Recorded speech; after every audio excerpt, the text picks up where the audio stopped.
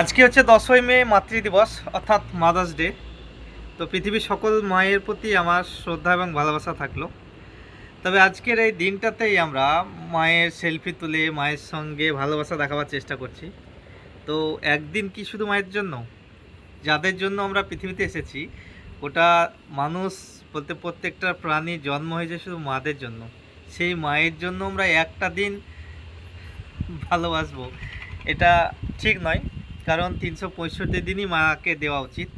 কারো মৃত্যু ডে বা জন্মদিন বা দেশ স্বাধীন হয়েছিল যে তারিখ, সেই তারিখটাকে শ্রদ্ধা করি, ঠিক আছে। এগুলোর জন্য একটা নির্দিষ্ট দিন, একটা দিন বছরে ঠিক আছে, কিন্তু একটা মানে সেজন্য এই ফাদার্স ডে বা মাদার্স ডে এগুলো কিন্তু কোনো ডের মধ্যে পড়ে না।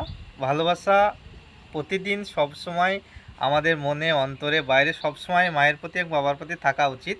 তো এই ডেগুলোতে বেশি বেশি দেখছি যে মাদের সঙ্গে ছবি তোলা, খেতে যাওয়া, মাদের সঙ্গে এই দিনটা আনন্দ করা, বাকি দিনগুলো কিছু করবো না, মনেই রাখবো না।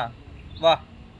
তো এই দিনটা আমার মনে হয় যে এই দিনটা মানে মায়ের কোনো দিবস থাকবে না, সারা বছরই থাকবে মায়ের দিন বা বাবার দিন। মাতৃদিবস এসব বেকার। কারণ বাবা মার জন্য যতদিন পর্যন্ত বেঁচে থাকবে একটা মানুষ, ততদিন পর্যন্ত বাবা মাকে মনে রাখবে, ভালোবাসবে, অন্তরে থাকবে। তাদের জন্য কোনো একটা নির্দিষ্ট দিন ঠিক নয় এটা। তো যারা যারা আমার মতো মনোভাব যে মায়ের জন্য কোনো নির্দিষ্ট একটা দিন নয়, তারা অবশ্যই আমার ভিডিওটা লাইক করে দেবেন।